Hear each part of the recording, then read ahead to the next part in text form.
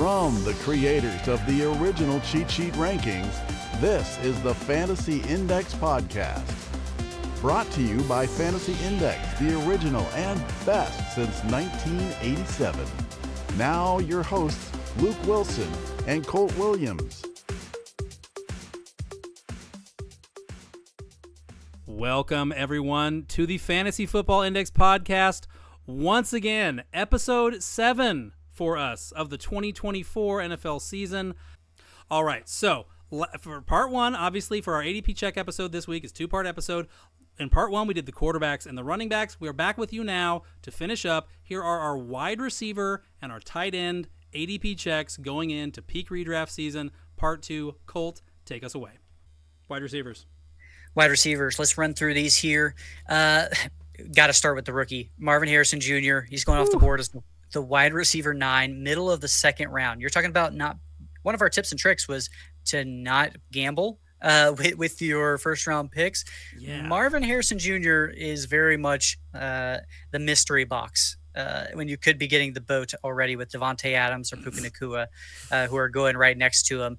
Over the past 5 seasons, the wide receiver 9s averaged 214 fantasy points and half PPR. I mean, it's not a wide gap over the season. It's between 207 to 220. They averaged 88 receptions, 1,172 yards, and 8.6 touchdowns. He has the highest ADP of any rookie wide receiver ever. We have 6 wide receivers who are drafted in the top 10 since 2002. With at least 15 games started, which we plan on him being, a full-time starter. Only one of the 6 hit over 8 touchdowns, which was that threshold. That was Jamar Chase. Only one of the 6 hit over 1,172 yards. Again, Jamar Chase. And one of the 6 hit over 88 receptions, which wasn't Chase's time, but it was Jalen Waddle when he set the rookie receiving record. So you're banking on him giving you that Jamar Chase / Waddle season as rookie. And he has to have that rookie elite season. Otherwise he does not pay back this wide receiver 9 value. Yeah. I really, really did not like the idea of using late first, early second on Marvin Harrison Jr. a few weeks ago. It shook my belief system pretty violently. I'm still not advocating for it. But, if you just really feel that strongly that this guy is, like you were just saying, that caliber of player, I'm not going to begrudge somebody listening to their gut here because, obviously, the Cardinals have put up the bumpers in the gutters of the bowling lane saying, if you're even close to what you are billed as to be, Marvin Harrison Jr., we are going to clear the runway for you to get 1,250 yards receiving. If you can do it, it will happen. But then there's the fact that Kyler Murray has not thrown for 4,000 yards before. Yeah, he's been close, and I thought he has. He's never thrown for 4,000 in a season. He has been very close, and certainly we assume that he can, but hasn't happened before. Trey McBride is a real element in this offense. He's gonna produce probably 850 yards receiving. A lot of people roll their eyes when anyone mentions the name Greg Dortch. Greg Dortch is probably gonna catch 65 balls, guys. I'm sorry. You see, this is the problem. And Zay Jones is there. Yeah, Zay Jones.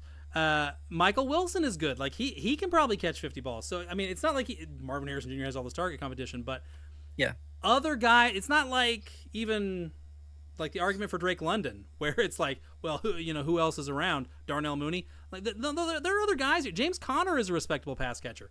So my concern is that people are assuming like 140 targets, and I'm not there. I'm not assuming 140 targets for Marvin Harrison Jr. Not as a rookie.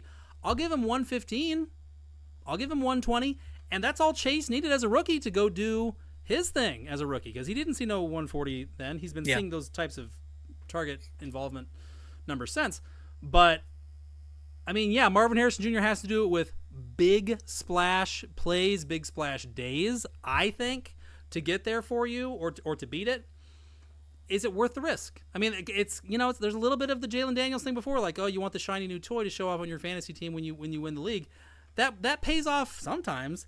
And a lot of times you wind up with, who was a recent, you wind up with Quentin Johnson in the 7th round in your redraft league last year, and it feels bad, man. It feels bad, man. Yeah, no, it's You getting choked like up? I said. You getting choked up? No, from again, QJ? those people who, the wide receivers over the past 5 seasons who ended as the wide receiver 9, they averaged again 88 for 1172 and 8 touchdowns. Like when you look at that, if you're a gambler or you do any parlays or anything like that, like you see these lines and you're like, oh yeah, Marvin Harrison Jr. can hit that. But he has to hit that. It's not can he hit that. These are the people who played, multiple, no injuries throughout the season or anything like that. Like, and you're not projecting any of that. I think he has the 130, 140 targets.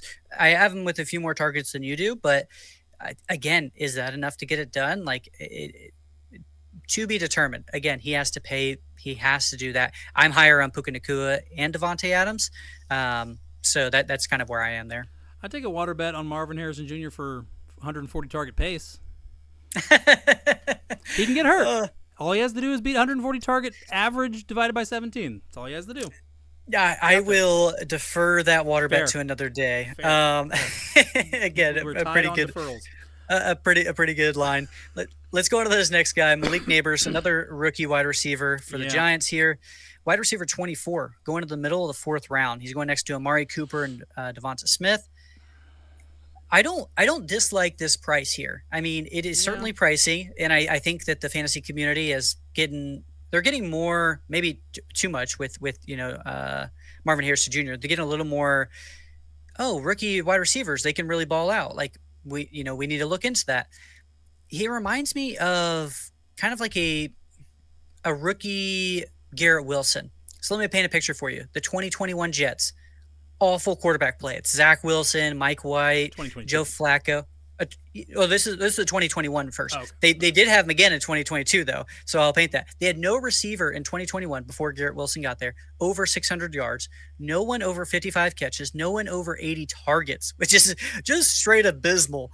You fast forward 1 year, you still have the same trio of bad quarterbacks, and you add Garrett Wilson. Garrett Wilson comes in 147 targets as a rookie. Ended the season as the wide receiver 19 with 83 catches, 1,100 yards, and 4 touchdowns.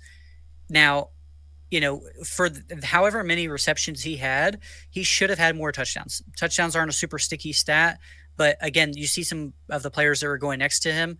I think it was like Tyler Lockett, Christian Kirk, stuff like that. Like they had 8, 9 touchdowns for 83 receptions. So he should have had more. Even if you just give him 7, not even the full 8 or 9. He ends his rookie season as a high-end wide receiver 2, not a low-end wide receiver 2. And, I mean, that's kind of what you're hoping for with Malik Neighbors. I know we talked about Garrett Wilson a lot right there, but that's what you're hoping for when you draft him as a wide receiver 22, that he can get those extra touchdowns. Daniel Jones, and that's why I think it paints it in there perfectly, because these quarterbacks we're talking about, Joe Flacco, Zach Wilson, Mike White, Daniel Jones is in that same tier of trash quarterbacks. He's okay for fantasy at times because he runs the ball, but he's never had a target like this. So yeah, I mean, that's kind of where I'm looking at Malik Neighbors. I'm not out, but I understand the risk of being in. Yeah, Daniel Jones has 38 passing touchdowns over his last 47 NFL games. Is that good? Just a primer here, folks. I mean, yeah, Neighbors at wide. So I hated Neighbors more than anything other than like the Zay Flowers narrative. A few weeks ago, I've backed off to deep dislike. So I mean that's me. That's me coming around on Malik Neighbors. Marvin Harrison Jr. Obviously Marvin Harrison Jr. Everyone's excited for Marvin Harrison Jr. Malik Neighbors has had way more training camp hype than Marvin Harrison Jr. Way more Twitter, and one mixtape type clips hitting the wire. People talking about him left and right, like, oh my God, did you see the Malik Neighbors catch from the other day? Oh my God. It's the same thing that got us with Calvin Ridley last year. And Calvin Ridley, I mean, he didn't kill us. He wounded us. We needed to get to the hospital for a transfusion. Toot sweet. But he didn't kill us. Malik Neighbors can kill you, guys. I mean, it can be that bad. No, it doesn't. For an offense that has been as bad as the Giants' offense has been the last 2 or 3 years, it doesn't matter how good Malik Neighbors is. He can't pay this ADP back. It won't have anything to do with him. And we know that going in. We know that if Malik Neighbors fails, it won't be because of the talent. So what are we saying? We're saying we know the Giants are probably absolutely awful, but maybe Malik Neighbors, a non-quarterback, can single-handedly elevate what this whole offense is and does. That's a losing bet, guys. Like, that's very unlikely to work out. Garrett Wilson couldn't do it. Who doesn't want a piece of Garrett Wilson now with a real quarterback? Because everyone knows he's good. It's not a question of talent. Not everything in fantasy, a lot, in fact, in fantasy, is not a question of talent at all. Neighbors has all the talent in the world, and you want to see what he can do with that talent in 2025 with a real quarterback. I cannot recommend Neighbors at his ADP. I hope it doesn't cripple your fantasy team, but I can't recommend it. Too much can go wrong. And not, it's not like with Kyron where I'm like, the 15% possibility is scaring me. This is 60%, 70% odds. Okay, you're betting on you're not betting on numbers 1 through 30 on the roulette wheel. You're putting all your chips on 35. You're saying it's going to hit on 35 or 34. So. Yeah, you've got a chance where, like I said, you're hoping for Garrett Wilson with maybe a few extra touchdowns his way, which that can happen. You talk about Daniel Jones, like, and how many passing touchdowns he has or how many yards. Like, even if you look at that, you look at like George Pickens last year. I think he had 5 of the 13 total touchdowns that the Steelers had. So he can command that many, even if he doesn't throw a lot. But again, he's going next to Amari Cooper. I like him a little bit more. I think he's just a little bit safer. I like to still be safe there in the 4th round. Devonta Smith. It could go either way. But you're talking about like Drake London. They play the wide receiver position completely differently, but he could be the Drake London, when you draft a Malik Neighbors at the wide receiver 24, and he's been like a wide receiver 38, 39 in his past 2 seasons because of abysmal quarterback play. So, yeah, let's hope you don't get Drake London. Receivers that are going like late 3rd, early 4th. That is such a lovely, lovely part of the board for receiver. You've got Michael Pittman. You've got Jalen Waddle. You've got DK Metcalf. You've got Cooper Kupp. You've got all these great guys. I know Malik Neighbors is a lot of fun, and I get it. We love what we're seeing in terms of what he can do on the football field, but just you can't build your house in a floodplain right now, guys. You just can't do it. That's where my gut's at with it. Anyway, Colt, what are the facts and figures on our next man, T. Higgins? T. Higgins, wide receiver 26. He's going at the end of the 5th round. Again, next to Amari Cooper, Zay Flowers, George Pickens. Higgins is a guy, when I looked back at his stats, I'm going through his game logs, he is very boomer bust. He could be a number 1 for a lot of NFL teams. He's in fact a 1B when healthy. But if you look at it, it's like 20-point weeks, 2-point weeks. Not like Gabe Davis type, and I don't want to compare him to that because I really like T. Higgins.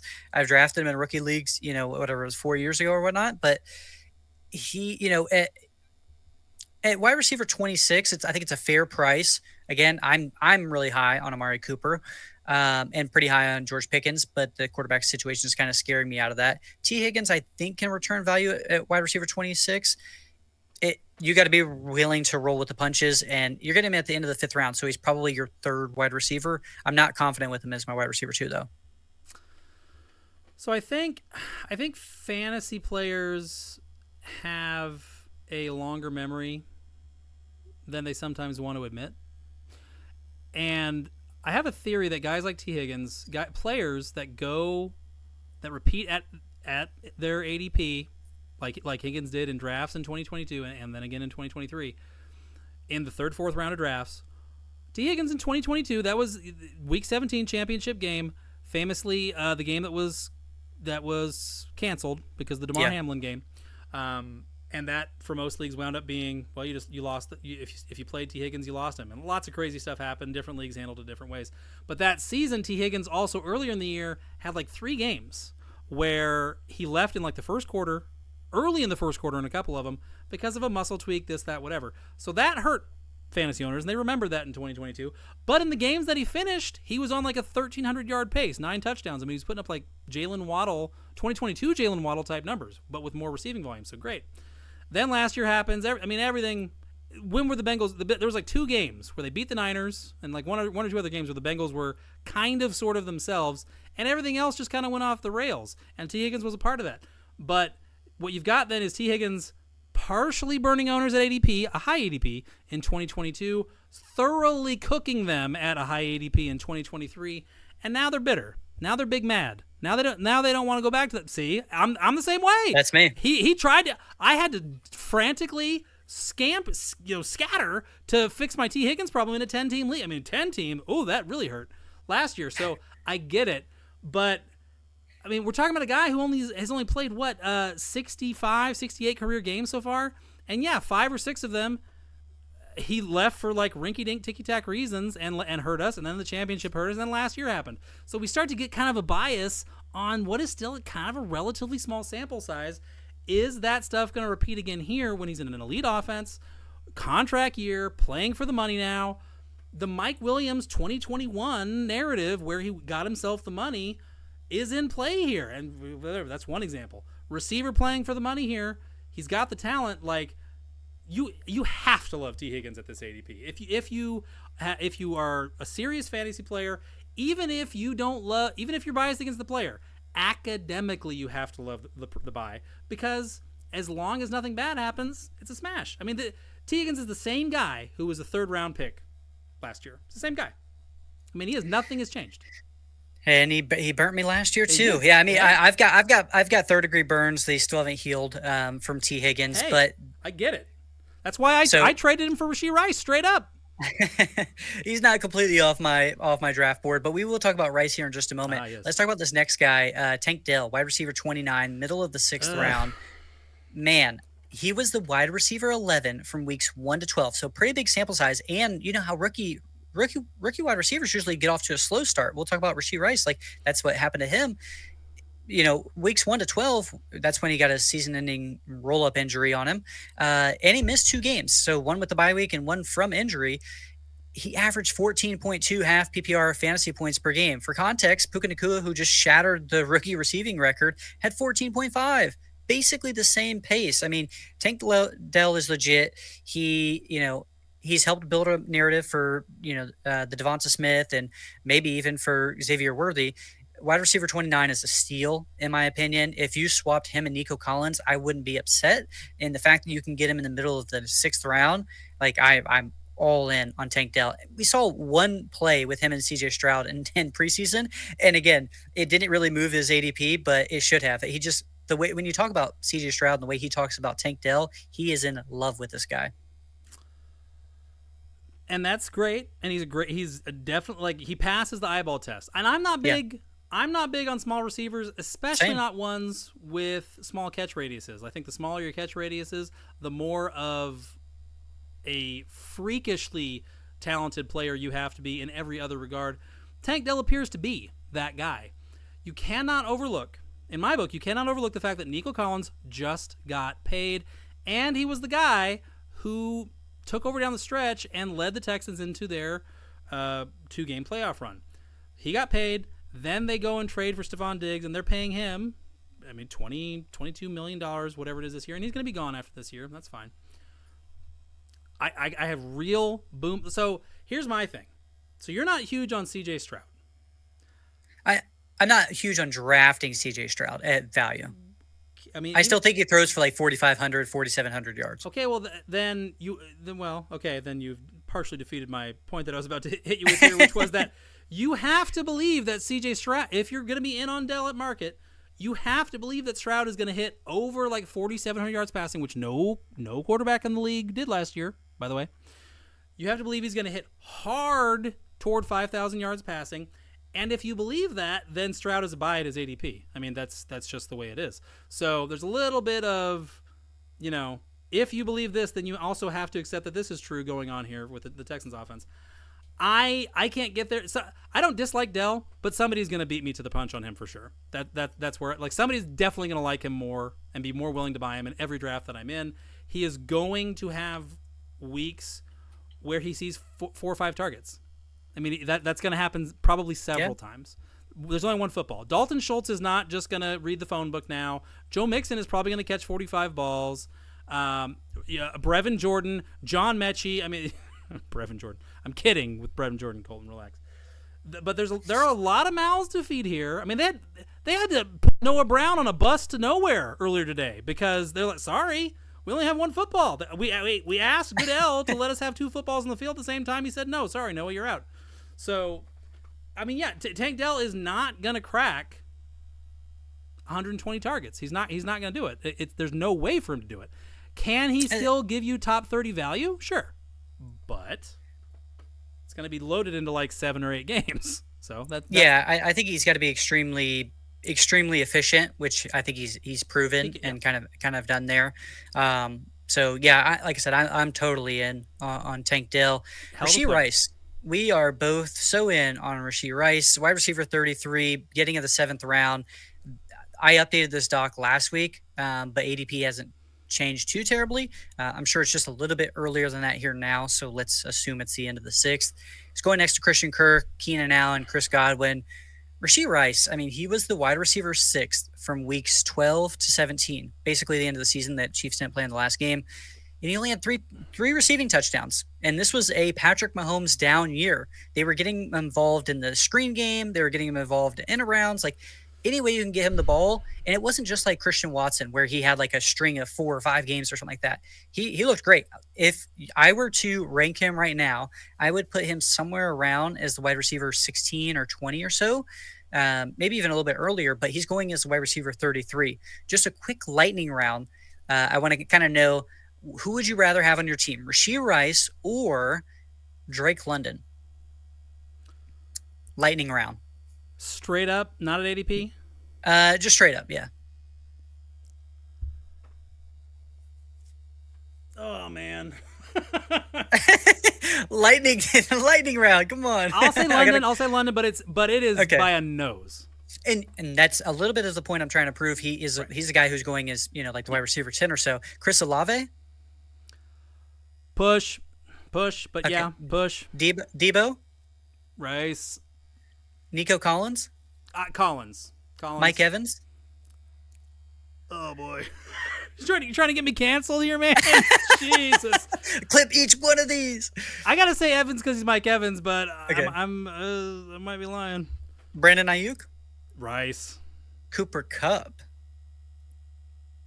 Oh, boy. I know we're both high on Cooper Kupp. Cup. Yeah. DK Metcalf? Metcalf? Yeah, but this is exactly. I'll just stop it there. But these are guys who are going as the wide receiver about 10, 12. Metcalf and Cooper Kupp coming closer to like 17, 18 wide receiver. And that's where Rice should be. I mean, like I said, he's going off the board as wide receiver 33. If you're drafting this weekend, you're hearing this, draft him a little bit earlier. If you have to draft him a whole round earlier, I'm not going to say like jump way out of ADP and draft him next to these guys we're talking about because they're going in the 4th round.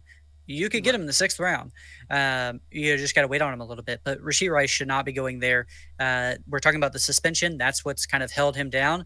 It looks like there's not going to be a suspension this year, even if there is. So, and it can still come down in the middle of the season. It's just something should have happened already, and it hasn't. So the season's next week, and Rashee Rice will be playing. So, yeah, I'm all in on him. I've basically already made this argument 2, 3, 10 times on the podcast, but so the Chiefs offense was not its best version of itself last year. We all know that. Yeah. We all saw that. Rashee Rice answered the call. I mean, he was there for them in their hour of need big time. So there are two basic schools of thought here. If you set aside the legal stuff where we don't really know, that's out of our control, we don't know what's going to happen. Except we kind of do. We kind of already know that he's not going to get suspended until 2025 at the earliest, guys. That's over. That's off the table, guys. Tell your league mates he's definitely getting suspended for sure, but know the truth. It ain't happening. So that aside, what makes more sense? The Chiefs, who Rashee Rice legitimately helped to win their 2nd consecutive Super Bowl last year. That's not window dressing. They probably don't win the Super Bowl without this guy. Okay, guys? As a rookie, wide receiver 6 finish down the stretch. Does it make more sense that the Chiefs turn around and say, okay, Rashee, well, we appreciate what you did for us last year as a rookie. That was real nice of you. Get out. Go sit in the corner and count dust bunnies while we make Xavier Worthy and Hollywood Brown, who the Cardinals could not, get out of town fast enough. We're going to make those our guys now, and you can take a hike. Does that make more sense, or did the Chiefs fix what was always the problem last year, which was that defenses no longer had to respect any sort of downfield presence other than Marquez Valdez-Scantling running deep for balls to clang off of his cast iron pan hands. That was all they had that could operate more than 20 yards downfield. In 2021, something happened with the Chiefs. Okay, and I have gone to this one once or twice before on the pod as well. Before 2021, Tyreek Hill had 5 seasons, 2016 through 2020. How many seasons, Colt, did Tyreek Hill catch 90 balls in those first 5? I think I actually know this. I think it's only 1. 0. He had no 90 reception seasons in his first 5 seasons. He had no 140 target seasons in his first 5 seasons. The Chiefs were a vertically based passing game then. In 2021, that changed forever. The Chiefs' offense was struggling mightily early on because, again, they were still living and dying by the deep ball that had already started to get choked out of existence by a broadly base cover 2 shell world that took over the NFL landscape starting in like October of 2021. It was fast. Since then, Mahomes re-engineered himself, and it's why guys like Jared Goff are good now too, and you know, benefited from this revolution. Those are guys who just have a knack. Mahomes learned it, but the guys who had success attacking the edges of cover 2 defenses, the soft underbellies of those defenses. Ben Johnson knows how to do it. Jared Goff has benefited from that, and Rashee Rice showed as a rookie he is a cheat code for helping Mahomes and the offense do that. It's gonna continue. It has to continue. Xavier Worthy is great fun. He's not the beating heart of what this offense is gonna do. He is unlocking things for the broader offense. That is what makes sense, guys. Yeah, no, I agree with you. We've seen the Chiefs. Like I said, last year was a down year, and he performed. He was the wide receiver 6 over 6 weeks, so over a third of the season. We'll take that. I think it's just he's an amazing player. It just he's got some off the field issues certainly, but he shouldn't be drafted this late. Well, let's not forget he's the Chiefs' number 1 wide receiver. That's not nothing. Like, sure, he's great, but the uniform's probably the best part of the whole enterprise with Rashee Rice for sure. You're getting Patrick Mahomes's. If he's not the number 1, he's 1A to Kelsey. So yeah. All right, let's rip through just a few more wide receivers here. Calvin Ridley, I know you're not totally in on him. Wide receiver 34. You could say.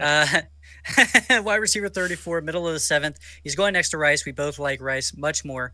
But Chris Godwin and Jaden Reed, how would you rank those 3 wide receivers? Maybe that's the best way to put it. I mean, we had a version of this on the Q&A episode a couple weeks ago. Ah, man. I mean, I'm a Will Levis believer. So Ridley believer? Right. I mean, aren't I required to be at that point? I'll put Godwin last. I don't want any part of what Tampa's up to this year. I really don't. I don't believe it's going to be fruitful ADP wise. Even Rachaad White, I'm like, I got a sneaking suspicion the music's about to stop. So I'll put Godwin last. Fine. Yeah, I'm like, academically, professionally, I'll say sure. Calvin Ridley ahead of Jaden Reed because of opportunity. Reed's the better player, but that only matters so much. Mm-hmm. Yeah, fine. Calvin Ridley. Sure. Yeah, no, I like that ranking. I think, and I have the same ranking as you. So it is Ridley, but it's not a very far Jaden Reed. If you have conviction that Jaden Reed is the guy, I've been getting Dontavian Wicks everywhere just because I'm hoping. Right. And we'll talk about the undrafted gems, but he's going right about that area. Everyone loves Wicks. Yeah, I mean, I think the upside is higher with Ridley, but Jaden Reed is a guy who, if he's the number 1 for the Packers offense, he's got pretty high upside as well. Chris Godwin obviously is going to be playing behind Michael Pittman. If you look at his touchdowns, they've basically gone down every single year, and Evans is double-digit touchdown threat every single year. He's going to get the yardage, but the touchdowns aren't there. So, I mean, Jaden Reed as a rookie just had 10. And I think Jalen McMillan is now he's going to be involved. Like, he's a concern now. Like, Jalen McMillan is going to have 600 yards. I'm willing to bet that he will get 600 yards receiving as a rookie. I think Godwin is going to hurt you guys. I really wouldn't recommend it. The thing is again, look at what you can get instead. Rashee Rice, even Calvin Ridley, who I don't even like. Like there's just there's better ways to spend your money, guys. There just is. Forget about 2019. It's over. It's over, guys. It's not coming back. Chris Godwin is not going to be the wide receiver 2 ever again. It's over. That was the Jameis 33 touchdown, 30 interception season. That was the 1 year Godwin did it. It's over. That's true.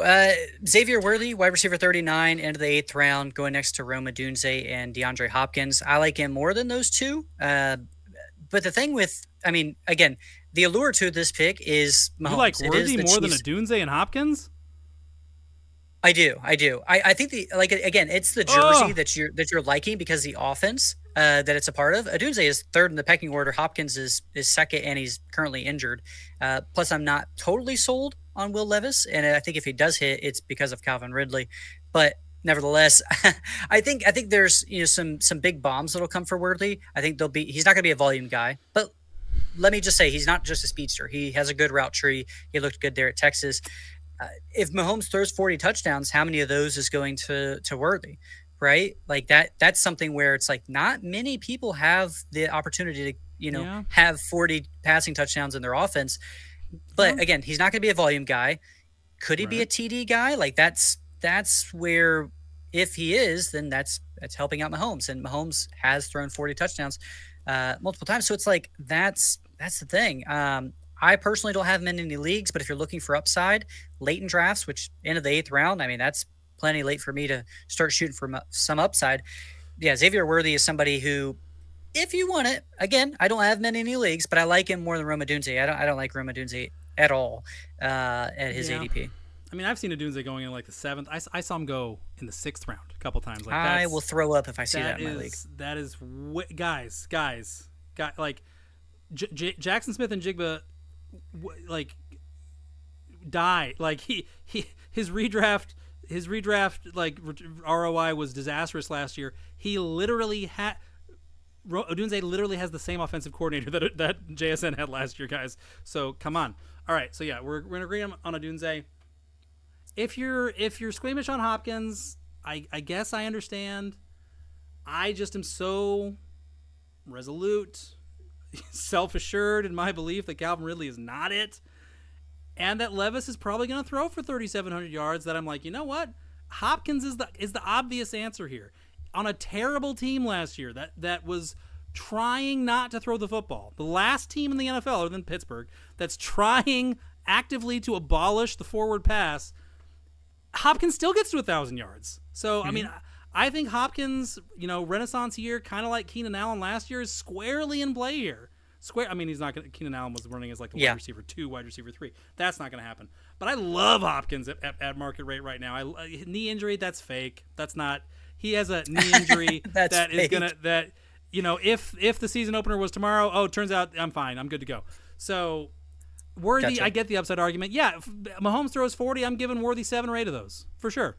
4 or 5 of them are going to be from 40 plus. That's nice, but it's also very best ball-y, very spiky. It just depends on how much you like that, how much you want to chase that. Give me Hopkins. Give me Hopkins over Worthy personally. No, I got you. I think Hopkins is a little safer. If you started like some tight end, maybe don't say that like he doesn't have upside. He can have another. I really don't think he has upside. Get out of here, whippersnapper. But you don't know the greats. All right. I do. He's playing with Fitzpatrick back. What was it? 14 quarterbacks he's had. Trust me, I know me some Hopkins. But nevertheless, let's move on to the next guy, Keon Coleman. You've talked about him a little bit on the previous episode. With indirectly. Yep. Yeah, with Ian Allen. Right. He's going off the board as the wide receiver 46. This is where we see a lot of rookie wide receivers typically going. Brian Thomas Jr. Not the wide receiver 9, not the wide receiver 24, some of the highest drafted of all time. And it's a great class, but yeah. Yeah, exactly. Keon Coleman, he comes in with a kind of a weird profile. He's shown flashes.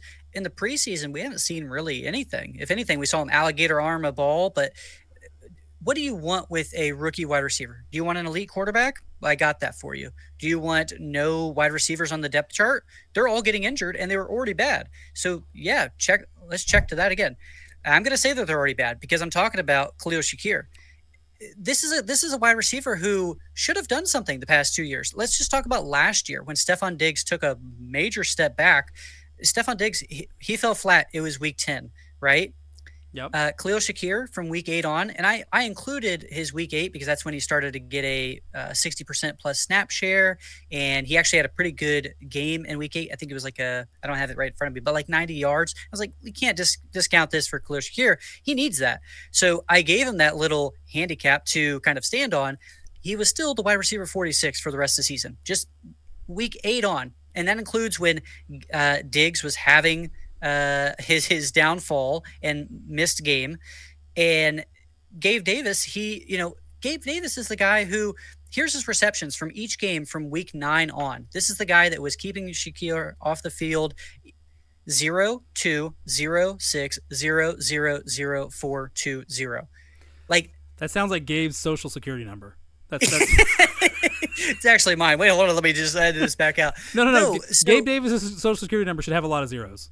It really should. Yes, at least his address has it. I know it because, like, he is just a guy. Like, James Cook had more receptions than Khalil Shakir last year. Like, this is not a guy who has he shown flashes? He's shown some flashes. I've had him. And now there's nobody in front of him except for a rookie wide receiver who I think was 33rd pick. I think he was the first one at the beginning of the second round here this year. So the Bills, they had their eye on him. They were like, there's a tier of wide receivers we like. We're going to keep moving back in the draft, and this is where we stuck with. Yep. And again, he hasn't had a lot of hype, which if he had any amount of hype, he wouldn't be going as a wide receiver 46. You wouldn't be questioning whether he was the guy or not. I think he's going to have a slow start, and it wouldn't surprise me if Khalil Shakir has a better start to the season. But once he gets it together, and he should, he's going to be great. He's got Josh Allen. Again, I think the guys next to him are not great. So, that's really it. Is Shakir a safer bet to beat his current ADP, which is like the wide receiver 53 or something? Maybe. Sure.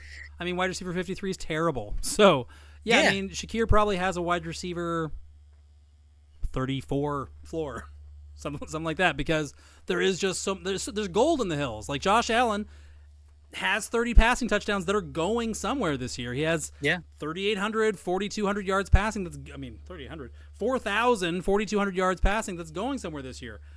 Even if Shakir is not that good, somebody has to do something. And I'm sorry, if I'm skeptical of Shakir, I'm out on Curtis Samuel. That like, we've seen what he can do, and he can catch 5-yard crosser underneath. Like 2 or 3 games a year, he'll catch like 6 of those, and that's it. You've got your Curtis Samuel for the year. So Dalton Kincaid, he's for real. There's real shades of the Rashee Rice argument, almost step for step from 2023 with Coleman here. Second round draft capital, elite, but pass catching tight end already in place. I mean, Kincaid's no Kelsey, but we like his prospects, and then a lot of sus, as the youths like to say today, like Khalil Shakir. I mean, he could be a Sky Moore. It wouldn't beggar belief. He's not going to be as bad as Sky Moore was last year, but yeah, he's horrible. He could be a guy that when it's all said and done, we look back and go, geez, I can't believe I was worried about Khalil Shakir. Curtis Samuel could absolutely be Kadarius Toney. I mean, the skill set's even similar. It's kind of creepy. So at this point in the draft, you have to just decide, like, am I trying to get a bunt single, or am I trying to smack it off of the outfield wall or over the outfield wall? Khalil Shakir cannot finish in the top 20 wide receivers. It's just not in the range of possibilities. Keon Coleman, if he emerges at all, probably has a top 20 stretch in him over the last 6 or 8 or however many games. I have to go Coleman there. There's too much smoke here. The Bills really like Keon Coleman. They're not fooling around here. He's been the plan since the spring. I saw a clip from Brandon Beane after, because Keon Coleman obviously has the terrible 40-yard dash time, and everyone starts, oh God, freaking out, moving him down the board. Brandon Beane was like, oh my God, I'm actually kind of glad that he had that terrible 40 time, because now I don't have to trade up. We can trade back and get him potentially. So yeah, he was their guy pretty much from the first time they talked to him on, and he say he's been underwhelmed. He did not catch the balls that were thrown to him in the preseason. I mean, Josh Allen also wasn't out there, guys. So yeah, Josh Allen is saying the right things. The Bills are saying the right things. He's making all these crazy body control catches. Like I can't stop. I won't stop till I get enough. Keon Coleman is a very raw prospect, and that's what also adds into his slow start to the season. I'm going to assume, Yeah, but I'm benching him. and that's probably why we haven't had so many highlight clips of him as well. It's just like, again, when you watch any of his like FSU tape, or I think it was Michigan State too, like he makes some crazy plays. He was banged up, and he's like, again, a very raw prospect. He doesn't have it all down yet, but he can add tools. It's not like he's going to be losing any tools at this point. You get the NFL, and these people are going to be teaching you things that you didn't even know. And he seems like the type of guy who's going to be picking that stuff up too. Add him into a great offense, add him into this depth chart. I'm all in on Keon Coleman at the wide receiver 46, which is going right next to Khalil Shakir, which, again, baffling. Right. Like if Coleman was significantly more expensive, it'd be a different conversation. But he's not. So, and actually, Keon Coleman, yeah, he had the bad 40 time, which I'm not even sure I completely, Keon Coleman is still, physically mature. He's 21 years old. Like he's got baby fat on him. Like he'll be a different man, different athlete a year from now. But regardless, I started looking at his combine and like looking for some comps. His 10-yard shuttle or his 10-yard split, obviously the 40-yard dash time, some of the other agility and athleticism measurements for the guy, he has a lot of measurements from the combine that were like a hundredth of a second or 200ths of a second off of the measurements that Amon-Ra St. Brown put in 2021 as a rookie at the combine. Now, does that mean much? No, probably not. But if Coleman does hit toward his ceiling at any point in his rookie season, I think that potentially gives you some idea of how Keon Coleman could be used in this offense. And yeah, I think 100% the Bills are copying off the Chiefs' homework here for sure. And it worked great for the Chiefs with Rice last year. So yeah, I want a piece of that. At this price, maybe the Bills can do it. Maybe the Bills can copy off of the Chiefs successfully here. I'm willing to take a shot. Let's hop into some of the tight ends. We just got a few guys here. Trey McBride, Dalton Kincaid, they're both going at the end of the 4th round to early 5th round. Tight end 3 and tight end 5. Right in the middle of there is Mark Andrews. I am a person who is pretty risk adverse, which is funny because Mark Andrews is now banged up. I just looked at it here a second ago. Yeah. They're all going within 4 picks of each other. And I'm a late tight end drafter as much as I am a late quarterback drafter. I like Ingram and Kittle. I see those guys kind of in the same tier, like the lowest end of that tier. But if I had to rank those 3, it would go McBride, Andrews, Kincaid, kind of, how they're going. But I haven't hopped on the Kincaid hype train, but I get the allure because of the opportunity that you have there in the Bills offense. And we kind of mentioned that there with Keon Coleman as well. Trey McBride seems like he's probably second fiddle now to, Marvin Harrison Jr. And then Mark Andrews should be the 1, maybe the 2 to Zay Flowers in a low passing offense. So it just added Derrick Henry. And so, it just depends on how you want to go there. I'm not out on any of them. I like Mark Andrews. It's McBride, but again, Mark Andrews is a very close second. Kincaid, I think, holds all the risk. I won't hold it against him here because, I still think he's a good player. I think he's the number 1 option, as much, whatever that means as far as we're concerned. I think he's the number 1 guy in Baltimore in terms of he's the number 1 read on the high value plays near the end zone. But not for nothing. Mark Andrews was after he has the big year in 2021, finally breaks Travis Kelce's streak of tight end 1 finishes as the tight end 1 in 2021. He was the tight end 4 in 2022, but that was like one of the hollowest tight end 4 finishes maybe ever because he was comfortably the tight end 1 through week 6. Mark Andrews, from week 7 through 17 last year in 2022, only missing 1 game, scored 0 touchdowns from week 7 through 17 in 2022. Still finishes as the tight end 4, but it was kind of a catastrophic year for passing players, quarterbacks, receivers, tight ends, league wide. And then last year, obviously, he gets hurt. He was still the guy. He was still Mark Andrews, when he was on the field last year. But he has a knack for missing games, and then also the weird disappearing act down the stretch in 2022. And Lamar was gone for a lot of that, so that kind of scans. But yeah, is he safer than Trey McBride? I can't say that he is at this point. I really can't. And Kincaid, like the volume floor is just so high.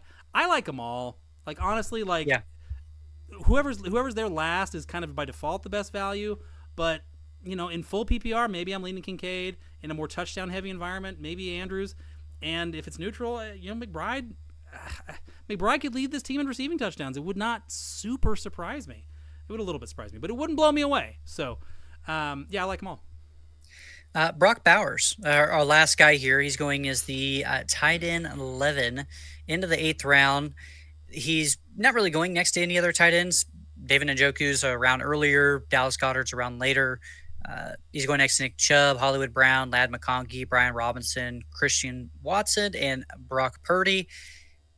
When you look at Brock Bowers and you look at the tape, he is a wide receiver, basically. I mean, when he was at Georgia, they used him everywhere on the field, to include end rounds, like screen game. He led Georgia in receiving all 3 seasons that he was there. Yep. That was with some NFL-like talent like Jermaine Burton, Ladd McConkey, who we just mentioned, Adonai Mitchell, James Cook, George Pickens. Like, he's the only tight end to ever win the John Mackey Award twice. Some previous winners, let me take you down memory lane. We're just talking about Trey McBride, but Kyle Pitts, TJ Hawkinson, Mark Andrews, who, again, we're just talking about as the tight end 3 and 4. Oh, yeah. Hunter Henry, Tyler Eifert. Well, that's a blast from the past. Aaron Hernandez. Moving on. Heath Miller, Kellen Winslow, and Dallas Clark. So a lot of names, pretty prestigious names who've won that award, and he's the only one who's won it twice. So to give you a little bit of a shout out of what the competition has looked like. I love Purdy as a late round quarterback throw. We've talked about Brian Robinson a little bit. I really like him in this range.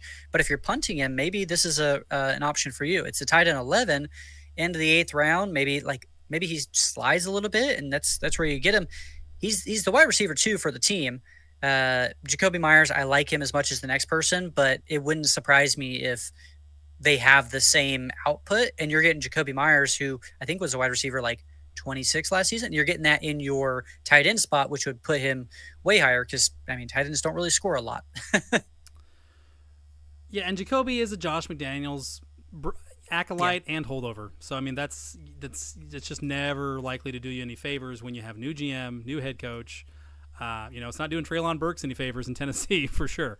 So the thing about Bowers is, I mean, so obviously I think we both agree, like, Brock Bowers is probably going to have some top 3 finishes at the position in fantasy on his resume when it's all said and done, when they discuss whether or not he's going to Canton or not in 10 or 12 years. He's going to be a great player. Is he going to be a great fantasy player right now in this Raiders offense, which is probably a bottom? I mean, they'd be hard pressed to not be a bottom 10 unit in total offense in 2022 or in 2024. It's going to be an uphill slog. I think Bowers has a sneaky high floor. They're already talking about experimenting with packages, kind of like with the Jordan Whittington talk. They're talking about packages to get the ball in his hands. Fine, that's, you and Jordan Whittington. Hey, I'm going to send you the tweet that I retweeted. Sitting in a tree. I would. He's charming. All right. Might be older than you. Colt. The median age of wide receivers in this class is very high because it's the last year of the COVID. Anyway, so Brock Bowers, they're talking about experimenting with packages to get the ball in his hands. Brock Bowers could run for 100 yards in 2024. Yeah, I mean, easily. Like, he's not. It's not even fair to say he's like Kyle Pitts athletic, because Kyle Pitts is like just a pure size, speed, absolute off the charts freak. Brock Bowers is plenty big and plenty fast, but he's got yak ability. He's got real rugby-ish tendencies to his game, where he can get the ball at or behind the line of scrimmage kind of often. I mean, that's what happened at Georgia, and he would just take it and just make heroic stuff happen, almost like I compared him to, like, he's not he doesn't have like a Tim Tebow-esque like college production track record, but he's kind of on that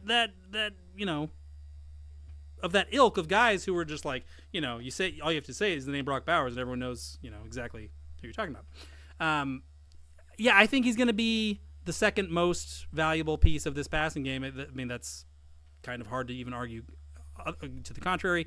The Raiders have nobody that is a meaningful threat. The Raiders might throw to their running backs less than any other team in the league this year, which is another reason to think that the offense is not going to be good. Dylan Lobby, I made fun of a little bit earlier. He could sneakily catch like 35 balls. That's it. I mean, like Zamir White has, again, frying pans for hands. And I mean, Trey Tucker, like Antonio Pierce likes Trey Tucker a lot. Whatever. Brock Bowers is very good. Throw the whole rookie tight end bias thing out the window, not because of Sam Laporta and to a lesser extent Trey McBride, who was not a rookie, but almost like he redshirted as a rookie in 2022. So throw all that out the window. Brock Bowers is something different. He's something new where like what it means to even be a tight end is kind of morphing again on us here. Yeah. And he's like a tight back. He's a tight receiver. Like whatever he is, we're going to see in 2024 what that looks like in the NFL. And I think it's going to amount to at least 800 total yards. And I have him for like 6 touchdowns. I like him. I like him as a value. And I am happy that I sniped my good friend Boards in, again, that league that I keep referencing, to make sure that he had to start Pat Freiermuth instead of having Brock Bowers. Yeah, he didn't. That's the exact face he made. Yikes. Yeah. So I mean, Brock Bowers is a guy who, if he gets the Jacoby Myers workload, like let's just give him what he got last year.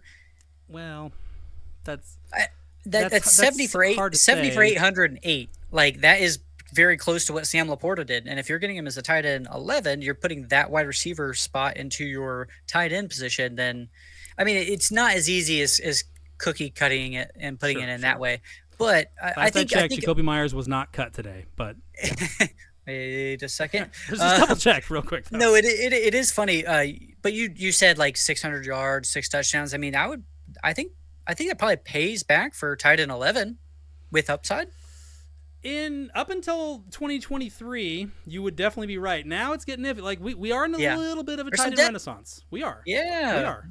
I mean, hey, I didn't even tell you about this. In two separate leagues, I got trade offers, or I got messages from guys wanting to do trades on Evan Ingram. One of them already had Mark Andrews. The other already had George Kittle. And these are guys that are sharps. So we might be in like a tight end flex renaissance in 2024, guys. And Bowers could be at the forefront of guys who, like, by week 6, you're like, I mean, yeah, I've already got Sam Laporta, but I can't bench Brock Bowers. I got to start him. It's possible. I mean, he's that type of player.